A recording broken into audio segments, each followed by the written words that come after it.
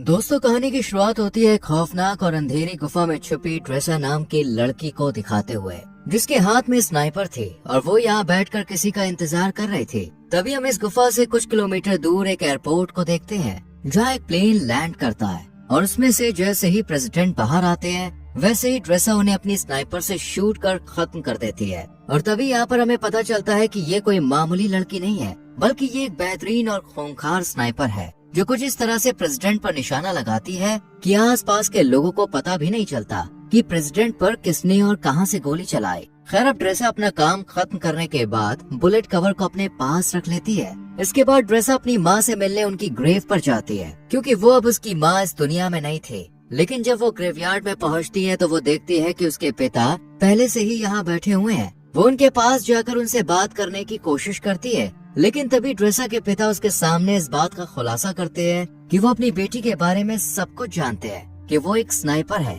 और अभी अभी उसने एक इंसान की जान ली है। इस पर ट्रेसा उन्हें जवाब देते हुए कहती है कि कभी कभी तो मुझे नींद भी नहीं आती है और इसलिए अब तुम्हें ये काम सौंपा गया है। हालांकि लिवाई को अब भी समझ नहीं आ रहा था कि आखिर उसे क्या काम करना है। यही सवाल जब वो जेडी से पूछता है तब वो उसे बताता है कि यहाँ एक बहुत ही गहरी खाई है, जिसे जॉर्ज नाम दिया गया है। बस लिवाई को इसी की पहरेदारी करनी है और कुछ भी नहीं करना है। इसके बाद वो लिवाई को यहाँ के रूल्स बताते हुए कहता है कि वो महीने में सिर्फ एक बार ही लोगों से कांटेक्ट कर सकता है और उसके टावर का नाम वेस्ट टावर है, जबकि दूसरी तरफ एक ईस्टर्न टावर भी मौजूद है। लेकिन वहाँ के लोगों से लिवाई को किसी भी तरह की कोई बातचीत नहीं करनी है, क्योंकि उसका काम सिर्फ अपने मिशन पर ध्यान देना है और ईस्टर्न टावर वाले भी केवल अपने मिशन पर ही फोकस रखते हैं। साथ ही वो लिवाई को ये भी बताता है कि वो 1 साल तक किसी से भी कांटेक्ट नहीं कर सकता है और यहाँ एक ऑटोमेटिक गन भी है, जिसे हर रोज लिवाई को रीलोड करना होगा अगर उनमें गोलियां नहीं है तो। इसके अलावा नीचे बहुत सारी माइंस भी हैं, अगर उनमें किसी तरह का कोई विस्फोट होता है तो लिवाई को उन्हें भी देखना होगा।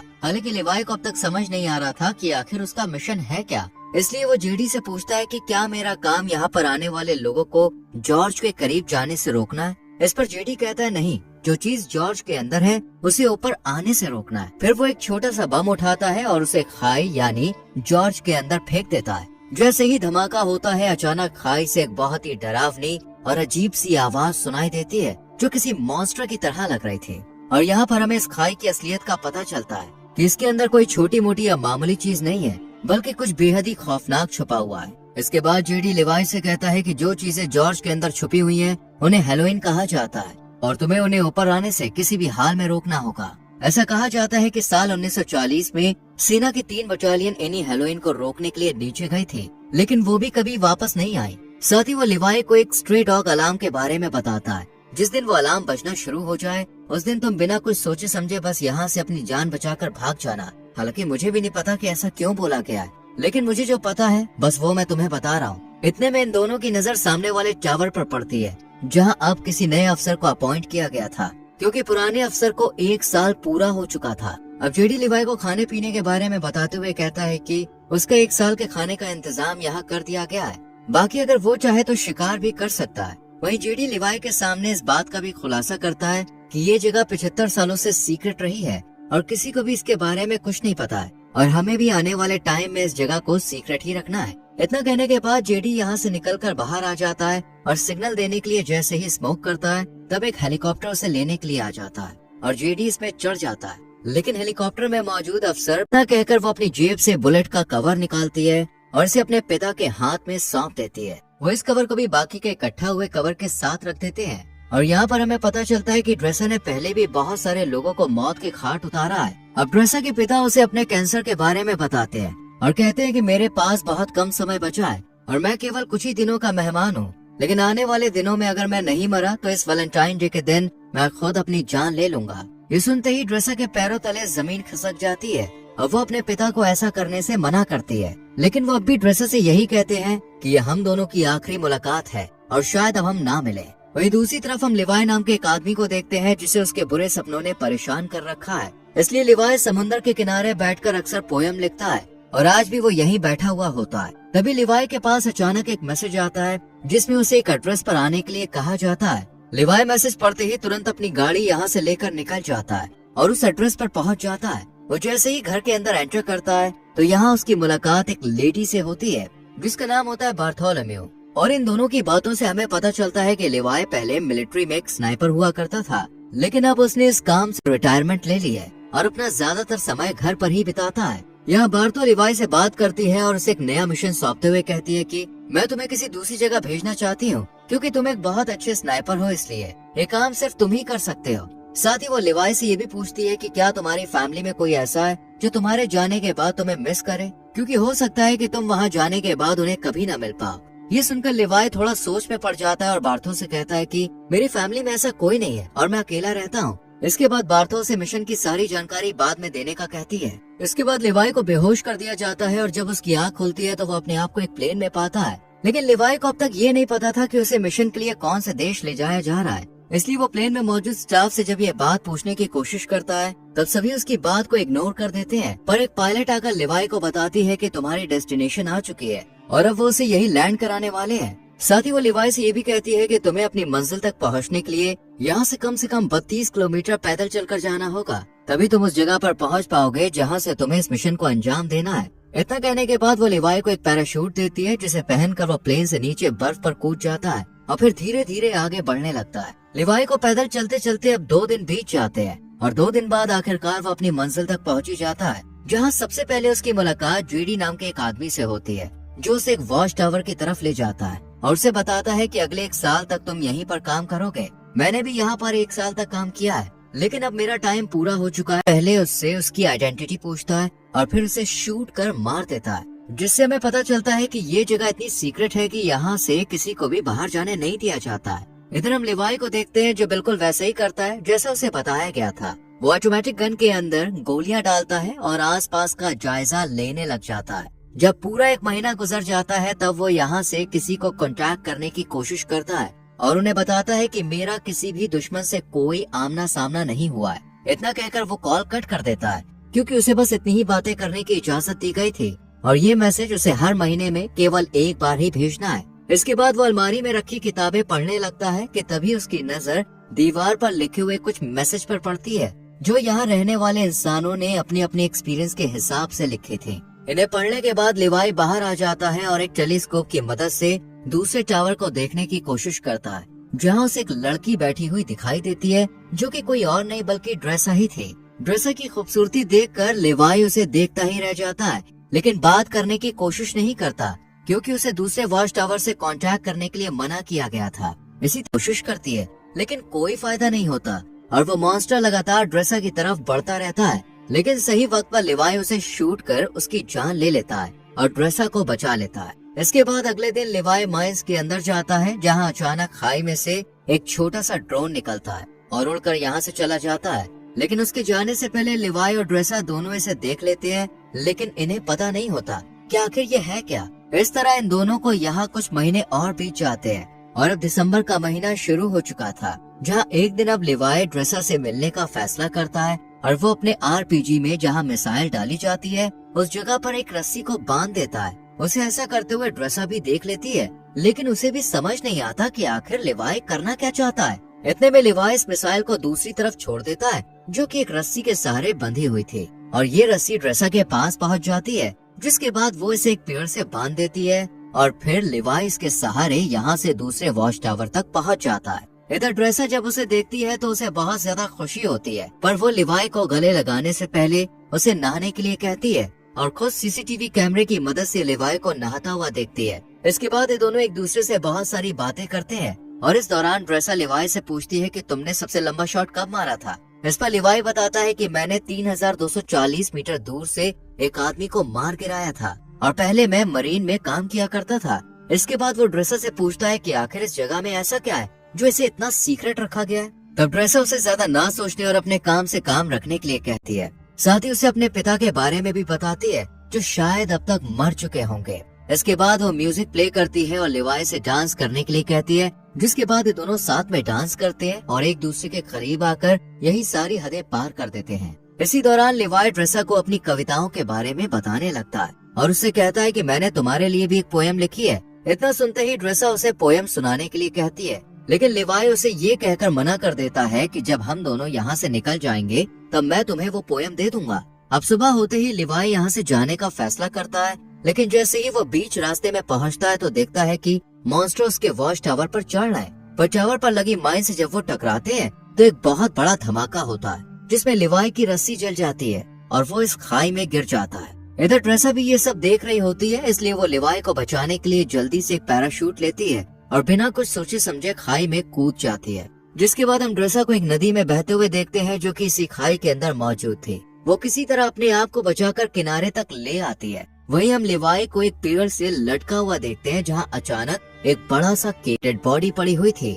जिन्होंने वायरस के कहर से बचने के लिए खुद ही अपनी जान ले ली थी। तभी ड्रेसा के ऊपर एक मकड़ी अटैक कर देती है जो कि देखने में काफी बड़ी थी, मानो उसके ऊपर भी जैसे वायरस का असर हो गया था। और वो जैसे ही इन पर हमला करती है ये दोनों मिलकर इसे शूट कर यहीं खत्म कर देते हैं। लेकिन तभी दरवाजा तोड़कर कुछ हॉलोमैन यहाँ आ जाते हैं जिन्हें देखते ही लिवाई और ड्रेसा जल्दी से चर्च में भाग निकलते हैं और पहाड़ों के बीच बनी एक सुरंग में पहुंच जाते हैं। और दरवाजे को आगे बंद करके जब इस सुरंग को अंदर से देखते हैं तो इन्हें एक तरह की लैब दिखाई देती है जहाँ पहले कभी एक्सपेरिमेंट किए गए थे। यहाँ इन्हें एक बैकअप जनरेटर भी मिलता है जिसे ये लोग स्टार्ट कर देते हैं।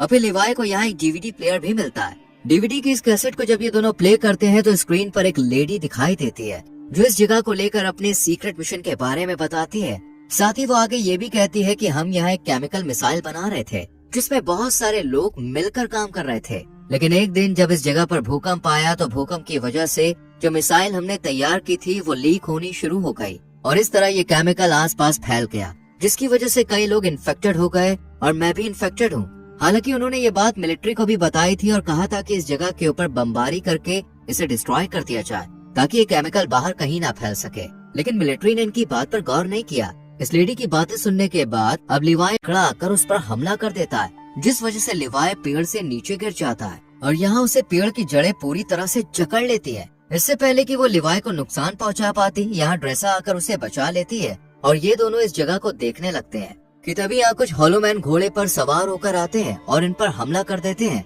लेकिन लिवाई और ड्रेसा इनसे डरने के बजाय इनका डट कर मुकाबला करते हैं और दो हॉलोमैन को मार के आते हैं। लेकिन एक वहाँ से भाग जाता है। इधर लिवाई ने जिस हॉलोमैन को मारा था वो अब उसे चेक करने के लिए उसके पास आता है तो देखता है कि इसने वर्दी पहनी हुई है। वर्दी को देखते ही लिवाई को जेडी की बताई हुई बात याद आ जाती है कि आज से सालों पहले 3 बटालियन सेना इस खाई के अंदर गिर गई थी जो कभी वापस नहीं आई।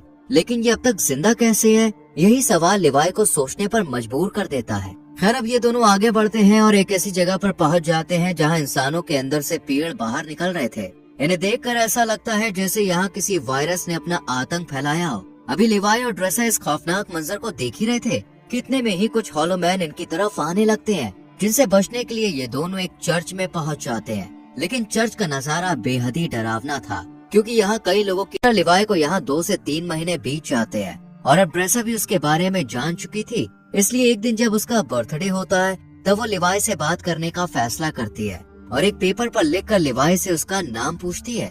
ये देखने के बाद वो भी एक बोर्ड उठाता है और उसके जरिए ड्रेसा को बातचीत करने से मना करता है। लेकिन ड्रेसा फिर भी उसे अपना नाम बता देती है जिसके बाद लिवाई भी ज्यादा ना सोचते हुए अपना नाम लिख देता है और इस तरह दोनों में दोस्ती हो जाती है। एक दिन जब लिवाई को पता चलता है कि ड्रेसा एक स्नाइपर है तो वो उसका टेस्ट लेने के लिए उसके सामान पर निशाना लगाता है, जिसके बाद ड्रेसा भी अपने आप को प्रूव करने के लिए स्नाइपर उठाती है और उसके वॉच टावर पर निशाना लगाती है। लेकिन तभी उसकी नजर कुछ मॉन्स्टर पर पड़ती है जो कि खाई में से बाहर आ रहे थे। वो जल्दी से लिवाई को इशारा करके ये बात बताने की कोशिश करती है जिसके बाद वो उन मॉन्स्टर पर ताबड़तोड़ फायरिंग शुरू कर देता है। लेकिन उनकी तादाद बहुत ज्यादा थी, इसलिए ड्रेसा भी लिवाई की मदद करती है और अपने वॉच टावर से ही उन मॉन्स्टर का खात्मा कर देती है।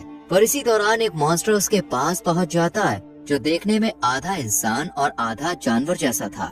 ड्रेसा जब उसे देखती है तो वो अपनी जान बचाने के लिए उस पर गोली चलाने की ड्रेसा को सब कुछ समझ में आ जाता है, इसलिए ये सुरंग को और करीब से जानने की कोशिश करते हैं। और तब इन्हें यहाँ एक नए जमाने का कंप्यूटर मिलता है जो कि काफी अजीब बात थी, इसलिए ये इस कंप्यूटर को ऑन करने का फैसला करते हैं और इसमें मौजूद इन्फॉर्मेशन को देखकर एकदम हैरान रह जाते हैं क्योंकि इसमें एक डार्क लैब नाम की कंपनी के बारे में पता चलता है जो कि पैरामिलिट्री बनाने का काम करती है। वो यहाँ से इन्फेक्टेड लोगों के सैंपल ले जाती है और उनसे अपने सोल्जर को सुपर सोल्जर बनाने का काम करती है, इसलिए कोई भी देश इस जगह को पूरी तरह से मिटाना नहीं चाहता है। साथ ही लिवाई को ये भी पता चलता है कि ये जो खाई है ये 4.2 किलोमीटर लंबी है। इसके बाद ये दोनों जैसे ही यहाँ से बाहर निकलते हैं अचानक एक हॉलो मैन इनके ऊपर हमला कर देता है और ड्रेसा को रस्सी से बांधकर खींचते हुए अपने साथ ले जाता है। हालांकि वो रस्सी को काटने की कोशिश करती है लेकिन कोई फायदा नहीं होता। इधर लिवाई भी उसे ढूंढने के लिए इधर उधर भटकता रहता है और एक ऐसी जगह पर पहुंचता है जहां एक बहुत बड़ी मिसाइल मौजूद थी।